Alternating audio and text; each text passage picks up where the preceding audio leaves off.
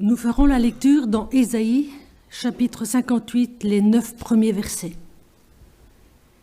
Crie à pleine voix sans te retenir.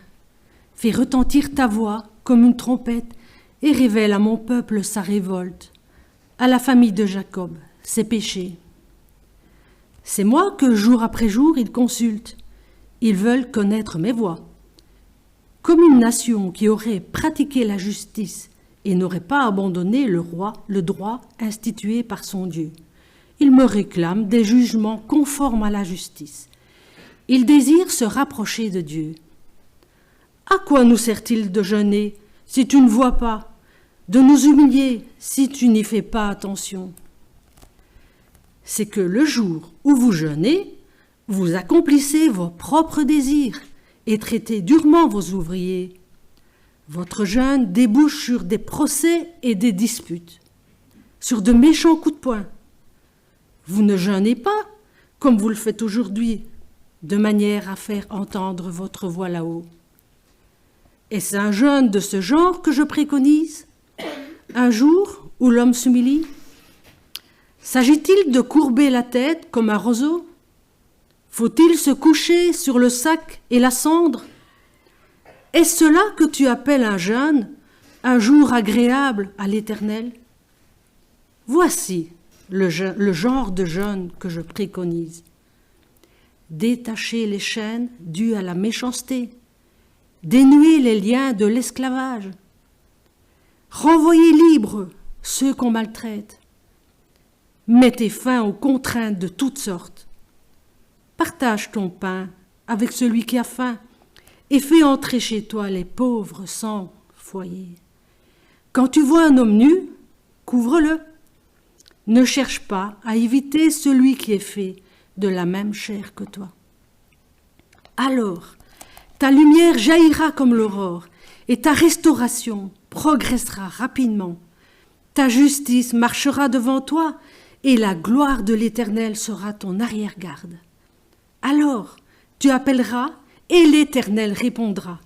Tu crieras et il dira, me voici. Amen.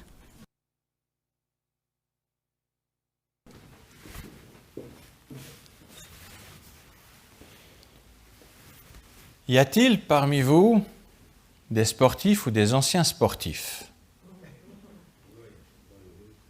Il y en a, hein? Des athlètes. Oui, juste derrière toi, t'en as un. Jérémy. Alors, dans les clubs sportifs, il n'est pas rare d'observer deux sortes d'athlètes. Les premiers, en bons sportifs, sont généralement très réguliers, très concentrés sur leurs entraînements. Il est utile, à leurs yeux, de respecter les consignes du coach. Et en dehors des entraînements, ils mènent une vie saine, mangent une nourriture équilibrée, respectent des heures de sommeil correctes. Ils veillent à ne pas prendre des risques inutiles qui pourraient entraîner une blessure. Bref, souvent au prix de beaucoup d'efforts et de sacrifices, ils cherchent à donner le meilleur d'eux-mêmes afin d'être prêts pour obtenir de bons résultats lors des compétitions. Puis il y a une seconde catégorie. Celle des bons vivants, qui n'hésitent pas à se retrouver après l'entraînement ou les compétitions pour la troisième mi-temps, et aller manger un bout avec les copains et les copines. Le coach est plutôt vu comme un gentil animateur de club, un copain qu'on ne prend pas trop au sérieux. Ces sportifs du dimanche ne sont pas très assidus aux entraînements et ne se préoccupent pas trop de l'hygiène de vie. S'ils sont présents en compétition, c'est souvent plus pour profiter de la bonne ambiance. Et quand malgré tout, ils se fixent des objectifs pour un bon classement, ils ne sont pas en reste d'excuses pour expliquer les résultats décevants après la compétition. Les sportifs, ça vous parle, ça, hein? Ouais, hein? Eh bien, à plusieurs égards, les personnes à qui Dieu parlait par l'intermédiaire d'Ésaïe ressemblaient à cette seconde catégorie. Certes, ce n'était absolument pas dans le domaine du sport, mais c'était un peu les croyants du sabbat, on dirait aujourd'hui du dimanche. Souvent déconnectés de leur relation avec Dieu le reste du temps. Quand Ésaïe rapporte ces paroles, il s'adresse au peuple de Juda auquel il appartient. Peu de temps avant, ce peuple a pu se rendre compte de ce qui en coûte de ne pas prendre le Dieu de l'Alliance au sérieux. À ce moment-là, vous aviez Israël qui était divisé en deux royaumes, le royaume du Nord et puis le royaume du Sud, Juda. Leurs frères du Nord ont en effet subi l'exil après la victoire de l'Assyrie contre eux. Un exil qui avait été préalablement annoncé par les prophètes, comme la conséquence du mépris par le peuple à l'égard de l'Éternel. Le royaume du Nord, fini. L'Assyrie a tout pris. Alors Juda, quand il voit ça, il doit se dire, probablement, ça va, tout va bien pour nous. Nous sommes toujours là. Nous avons l'approbation de Dieu, il n'est pas en colère contre nous. Il est vrai que la situation en Juda est différente de ce qui se voyait en Israël, dans le royaume du Nord. En apparence, du temps d'Ésaïe, Juda semble rester fidèle à son Dieu et à l'Alliance. Et pourtant, l'Éternel envoie malgré tout son prophète pour crier à pleine voix, telle une trompette ou un cor qui sonne l'alarme, afin de réveiller le peuple et de lui faire prendre conscience de sa nonchalance à l'égard de l'alliance avec l'Éternel. Ne vous abusez pas. Non, tout va pas bien. De fait, derrière les apparences religieuses, derrière le lieu de culte et les rites, se cache en réalité la révolte, le mépris pour le Seigneur, aussi en Juda, pas seulement dans le Nord. Révolte, mépris. Ces mots semblent si durs pour un peuple qui montre son attachement pour le culte et selon les règles, et même par le jeûne. C'est quand même pas rien le jeûne. Oui, le peuple a l'habitude de jeûner. Alors, il y a eu des moments où il y avait un ou plusieurs jeûnes, mais au minimum, il y avait une fois par an un grand jeûne lors de la cérémonie d'expiation des péchés. Néanmoins, dans le texte d'Ésaïe, il est question d'autres jeûnes, des jeûnes pratiqués plutôt à titre personnel. C'est un engagement personnel des gens, une sorte d'acte d'humilité, de contrition personnelle, la tête courbée, se coucher dans le sac et la cendre. Se coucher dans le sac et la cendre, c'était une pratique à l'époque d'humiliation, de vraiment dire, voilà, on n'est rien, on est dans la tristesse. Et pourtant, Dieu ne se retourne pas. Cela peut sembler étrange que Dieu n'ait que faire de ceux qui s'humilient devant lui. En réalité, c'est qu'il est capable de lire les motivations dans les cœurs de ceux qui pratiquent le jeûne tel que décrit par Ésaïe. Et le problème est que les membres du peuple prennent pour modèle les religions païennes qui les entourent. Israël, les Judas étaient entourés de peuples qui n'adoraient pas vraiment Dieu, qui avaient des façons de faire avec un polythéisme où il y avait toute une série de rites, de cultes, etc. Et ils imitent en fait cela. Ils ne sont pas dans une démarche de repentance pour leurs fautes devant Dieu ici. Non, ils veulent, comme on le faisait chez les voisins, ils veulent instrumentaliser Dieu par des rites et des pratiques religieuses. D'une certaine façon, ils disent à Dieu, j'accepte de faire ceci, j'accepte de m'humilier, etc., de faire tel sacrifice, mais toi, de ton côté, j'attends cela de toi. Oui, je vais jeûner, Mais j'ai besoin que tu me dises ta volonté. Ah, sur les faits, ça a l'air bien. Mais c'est une manipulation de Dieu. Le fait même qu'ils s'occupent de leurs affaires alors qu'ils sont occupés à jeûner témoigne qu'ils ne cherchent pas de tout leur cœur la volonté de Dieu au moment de leur jeûne. Au contraire, ils veulent continuer comme eux l'ont choisi. Que font-ils quand ils jeûnent? Ils font des procès, ils traitent durement leurs ouvriers, etc. Où est-ce que vous voyez ça dans la parole de Dieu, qu'il faut traiter durement son ouvrier? Donc, vous voyez, il y a quelque chose qui dissonne là-bas. Ce n'est donc pas un jeûne authentique qui s'inscrit dans une vie authentique, désireuse de plaire à Dieu en tout temps.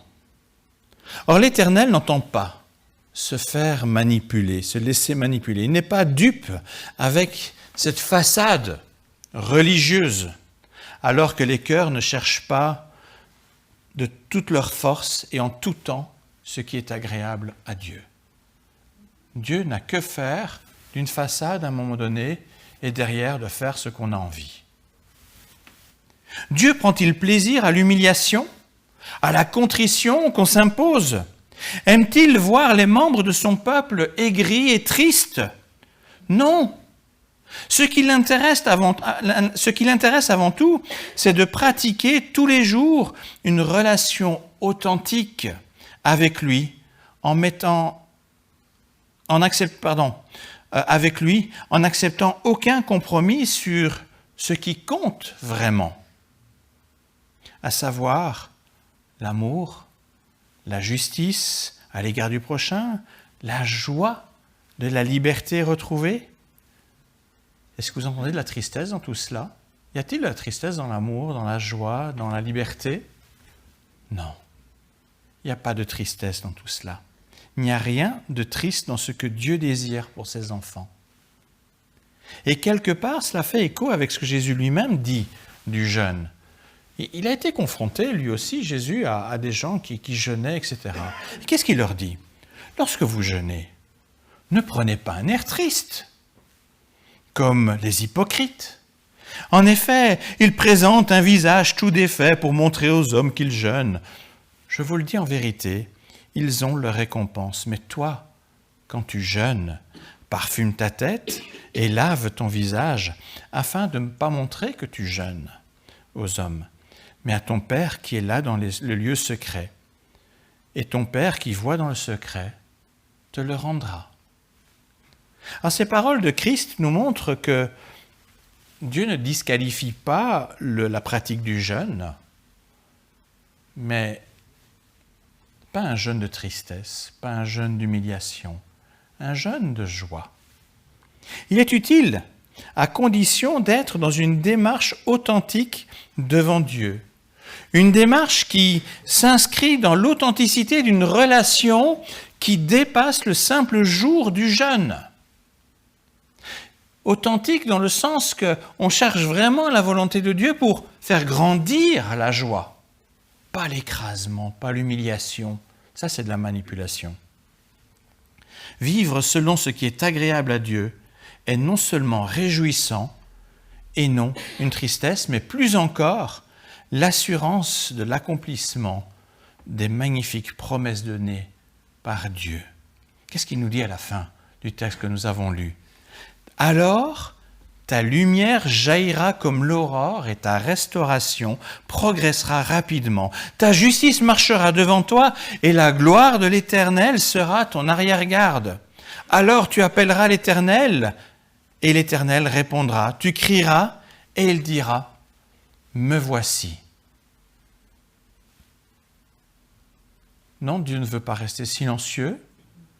Dieu peut apprécier les moments de prière, les moments même de jeûne que l'on peut faire, mais il faut pouvoir le faire de façon authentique. Comme pour les sportifs, la victoire est pour ceux qui se consacrent pas 1 ou 2 jours semaine, mais vraiment qui se consacrent pleinement, pas des moments particuliers dans la foi, mais pouvoir vivre cette foi au quotidien à chaque instant, dans tout ce que nous faisons, que ce soit au travail, que ce soit dans nos relations avec les uns, avec les autres. Alors le peuple de Jérusalem est certainement très choqué d'entendre ces reproches. Certes, ils sont difficiles à accepter.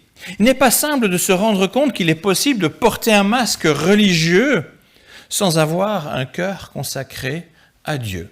Parce que c'est bien cela que Ésaïe dénonce dans ce peuple. Ésaïe met bas les masques, et cela n'est certainement pas plaisant de se faire démasquer et de révéler à plein jour qui on est vraiment. Imaginez qu'on ait Ésaïe ici qui dit « Mon ami, je sais que tu es là pour telle et telle raison. » Waouh! Qu'est-ce qu'on fait avec ça?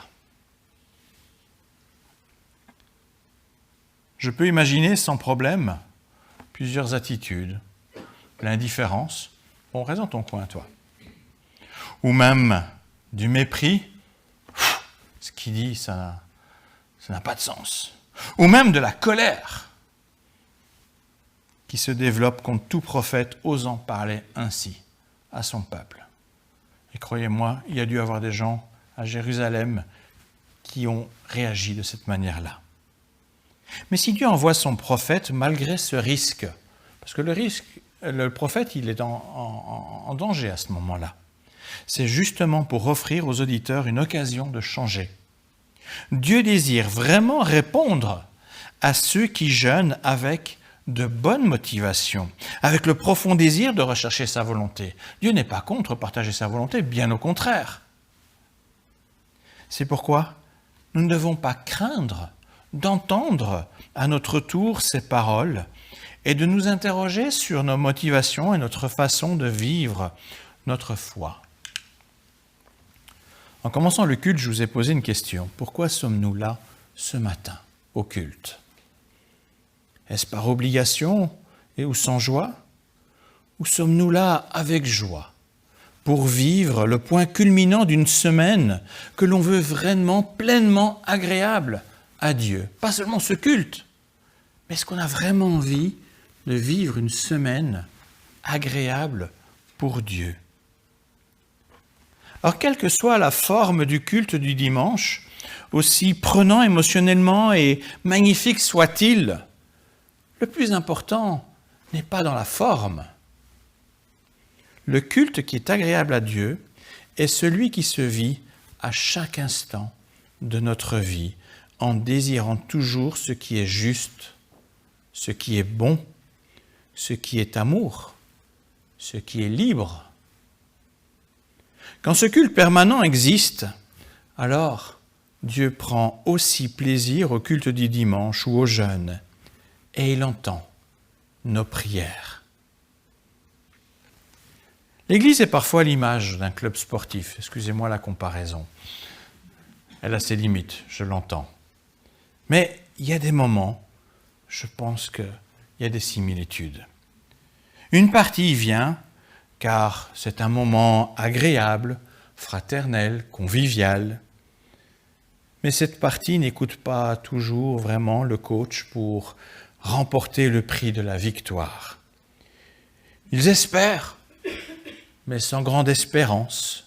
Ils sont comme ces personnes qui jeûnent et qui présentent une mine triste en espérant la pitié de Dieu. Jésus est assez dur. Ils ont déjà leur récompense. Mais une autre partie, une partie qui doit grandir, une partie à laquelle je vous invite à adhérer, vient au culte pour écouter la parole de Dieu et prolonger la semaine avec ce qu'elle a compris de cette parole de vie.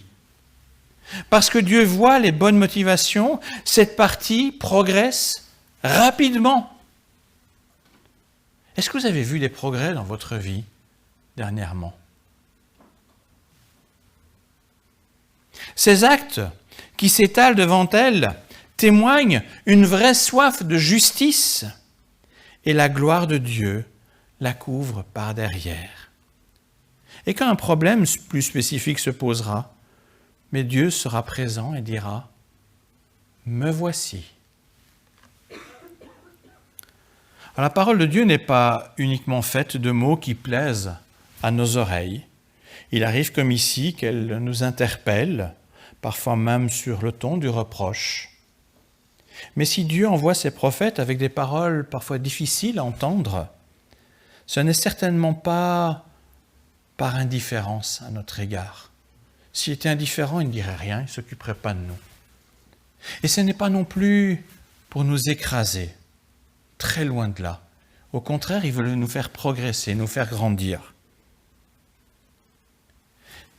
Mais il est parfois utile d'être secoué par le coach pour éviter de désespérer et de se résigner à la défaite. Vous avez tous vu parfois des images de films où vous avez le coach qui est là dans le vestiaire à la mi-temps et qui remonte un peu les bretelles. Qu'est-ce qu'il fait? Il veut empêcher que son équipe sombre. Il veut empêcher qu'elle se dise « À quoi bon? Dieu n'entend pas ma prière ?» Non, Dieu veut entendre ta prière. Mais implique-toi pour lui, implique-toi dans le match. N'endurcissons pas notre cœur.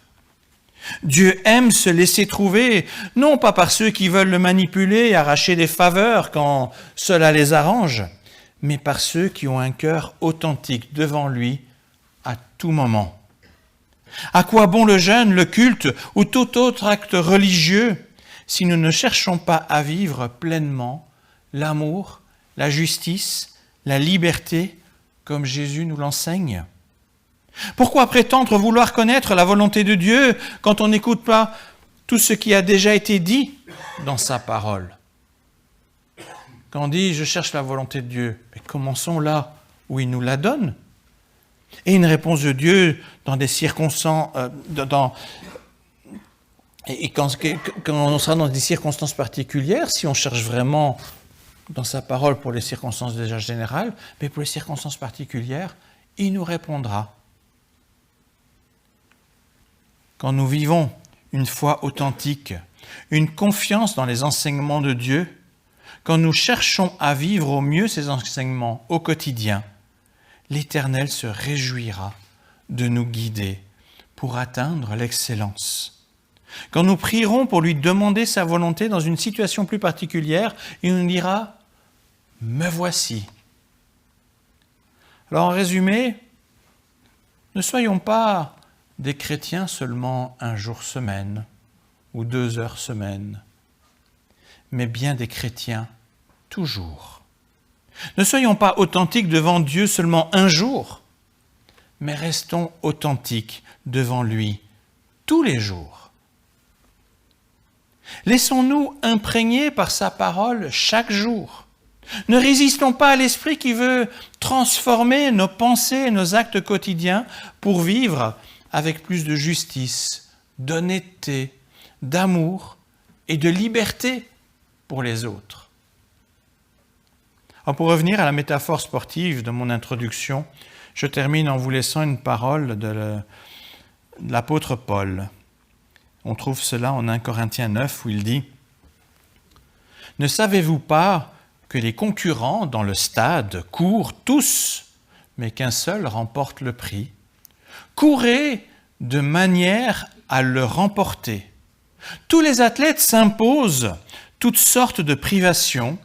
Ils le font pour obtenir une couronne qui va se détruire, mais nous, c'est pour une couronne indestructible.